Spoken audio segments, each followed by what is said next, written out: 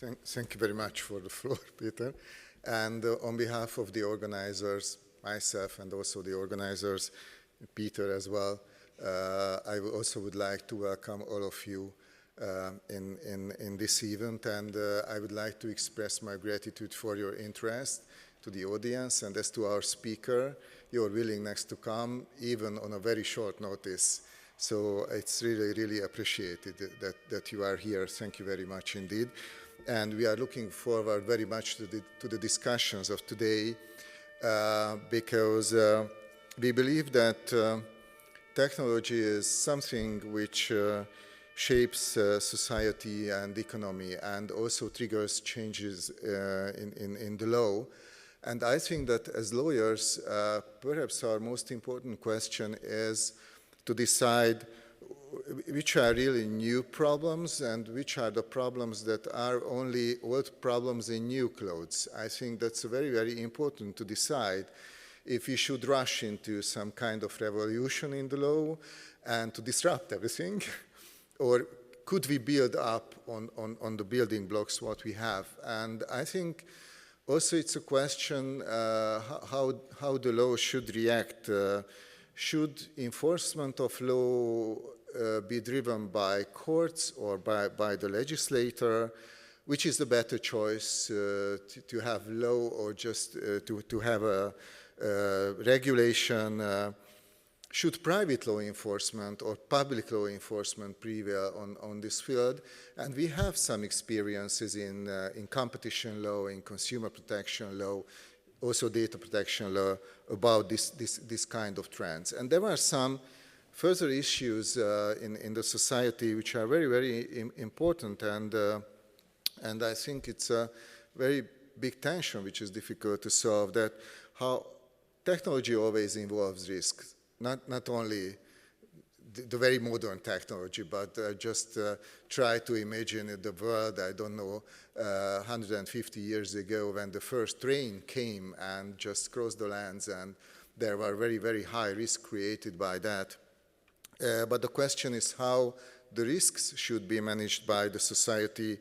The problem is that safety and innovation cannot go hand in hand.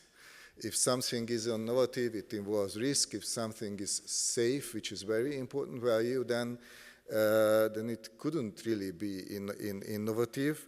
And at least on the level of the society, sacrifices seem to be unavoidable.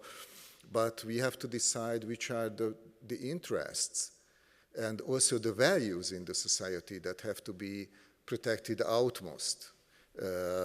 And of course, law can react somehow because law is an artificial project of the society, but still it is a question what to do with reality in this respect by the law.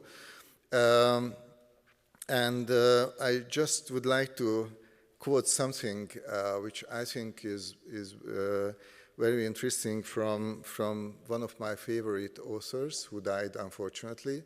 His name was Douglas Adams. Perhaps my generation knows the name. Perhaps the younger generation don't. And I think it was very interesting what he wrote about our relationship to technological development, because in his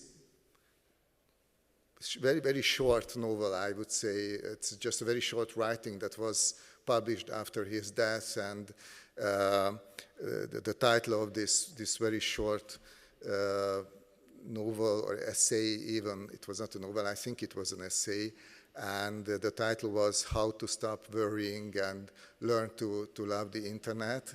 And in this he said that I've come up with a set of rules that describe our reactions to technologies.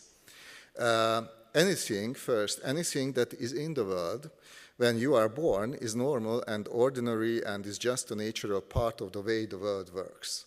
The second, anything that is invented between when you are 15 and 35 is new and exciting and revolutionary, and you can probably get a career in it. And third, anything invented after you are 35 is against the natural order of the things. I believe that in this room, all of us think that what we face today as a lawyer is something which is exciting. And we see a fantasy in that. We want to do something with that. So I think the first very good news for us today is that, at least in our mind, we are under 35. Okay? So thank you very much indeed, and I give the word back to Peter. Thank you.